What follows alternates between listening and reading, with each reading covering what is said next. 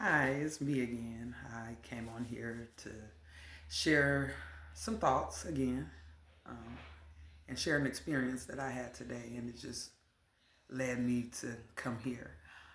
On today, I was driving down the street, and I've been in my thoughts lately, just about life and things that's happening, the changes that's happening in my life.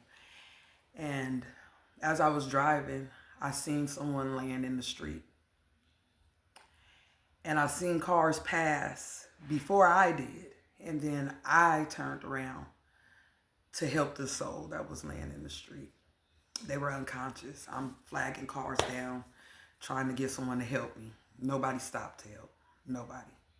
Nobody stopped to help at first. So I'm trying to see if the man is okay, seeing how, if he's conscious. And as I'm calling 911, I'll go to flag someone down and ask, can they help? And they told me no. So as I'm on the phone with 911 and pleading and trying to help this man who is not so coherent come back to, other souls start coming in to help me and assist me to help him wake. And as we're there, he's saying his sugar dropped. So one of the passengers that did stop to help me had some things to be able to help him. But, I seen this soul. And as I'm on the phone with 911, he asks us not to call the ambulance because he didn't want to die. He didn't want to die. But he was at a point where he could have if we did not call 911. And I'm saying this to say that you never know what people are going through and what people need. Because I didn't know first glance of the situation what was going on. I didn't know what the medical issue was. All I knew was this is a person, this is somebody's grandfather laying in the street. And I watched all these people tell me no. I watched people drive by us as my car is in the middle of the street with hazard lights on. Nobody stopped. Nobody stopped to check on the soul that's laying there. It's so crazy to me. Like, when you're led to do something, it's best that you do it. And that's something that I was led to do. I was led to stop to help. Stop for him. So when he came to and the ambulance did come, he said that he didn't want to go because he didn't want to die. He didn't want to die. And all that they could tell him is if you don't go, you will. So in assessing him and him coming to, he hit the back of his head. He had things going on with previous health issues. We're asking him, is he on any medication? He had not been taking medication for his issues that he had going on. That's deeper into personal things that is not mine to tell. But in that, like I said, we'll suffer alone because we feel like we're by ourselves. When I was just a stranger that helped someone, I convinced him to go to the hospital. I told him that I would come and see about him.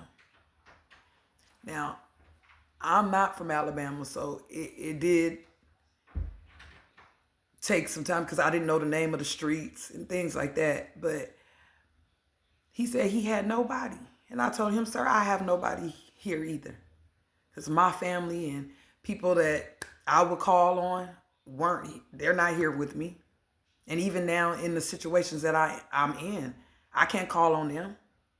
I'm out of sight, out of mind.